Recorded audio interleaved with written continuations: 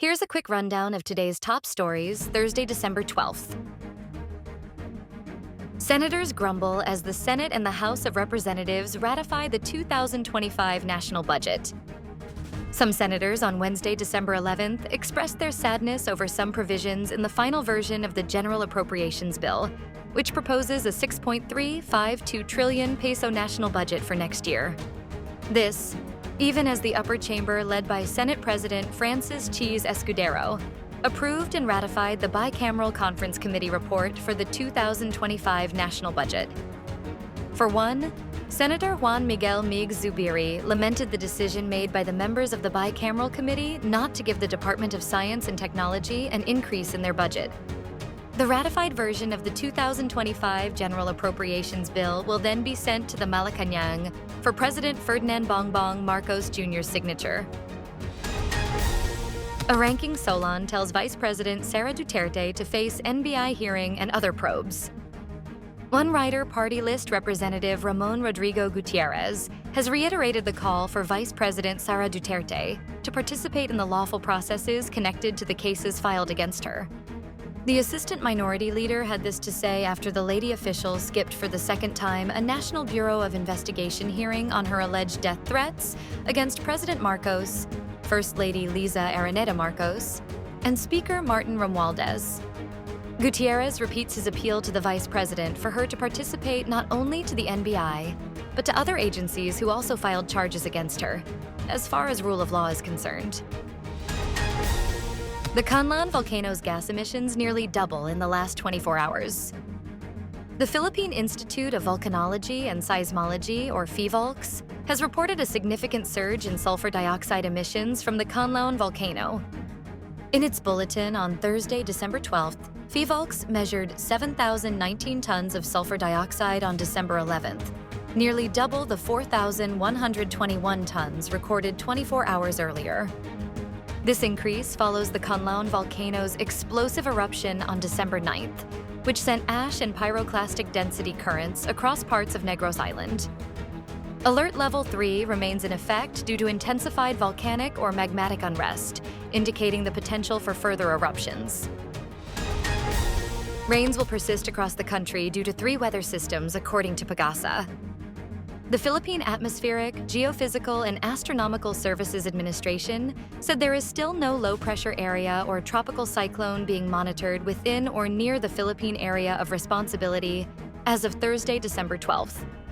However, PAGASA weather specialist Rhea Torres said the country will continue to experience rainy weather in many areas due to 3 prevailing weather systems, namely the Northeast Monsoon, locally known as Amihan, the Shear Line, and the Intertropical Convergence Zone.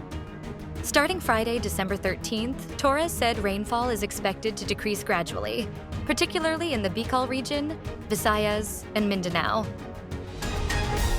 Senator Escudero says the zero-subsidy budget is a wake-up call for PhilHealth. Senate President Francis Escudero on Thursday, December 12th, stood pat on the decision of the bicameral conference committee to provide zero-subsidy budget for Philippine Health Insurance Corporation, saying it should be a wake-up call for the state health insurer that has failed to fully utilize the funds that Congress would allocate to it annually. Escudero pointed this out a day after the Senate and House of Representatives ratified the bicameral conference committee report on the 6.352 trillion peso national budget for 2025, reiterating that PhilHealth needs to use its reserve funds first, which is now at 600 billion pesos.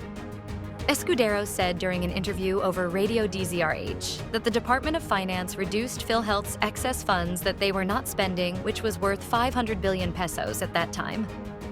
Reduced by 90 billion, the Supreme Court withheld the 39 billion.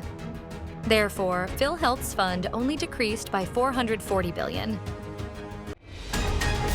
The Bureau of Internal Revenue wages war on fake person with disability IDs and aims to recover 88 billion pesos in lost revenue.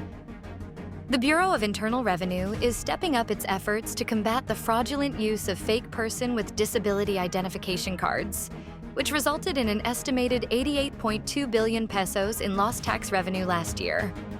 In a statement, the BIR Commissioner Romeo D. Lumagi Jr. said on Thursday, December 12th, that this move comes in response to a recent Senate probe that revealed the alarming extent of the scheme and its impact on government coffers. Lumagi stated that people who sell and use fake PWD IDs are not only committing tax evasion, but are also disrespecting legitimate and compliant PWDs, and that the discount given by law to PWDs is for the improvement of their well-being and easing of their financial burden. Taiwan demands that China end its military activity in nearby territorial waters. Taiwan demanded on Wednesday that China must end its ongoing military activity in nearby territorial waters, which it said is unilaterally undermining peace and stability and disrupting international shipping and trade. Taiwan's foreign ministry said in a statement on its website that it was responding in part to the activities of a large number of Chinese ships in the first island chain, the Pacific archipelago off the Asian continental mainland that includes Japan, Taiwan, and part of the Philippines. Defense Ministry officials said this week that Taiwan's military has detected Chinese ships since Monday, both off Taiwan and farther out along the first island chain.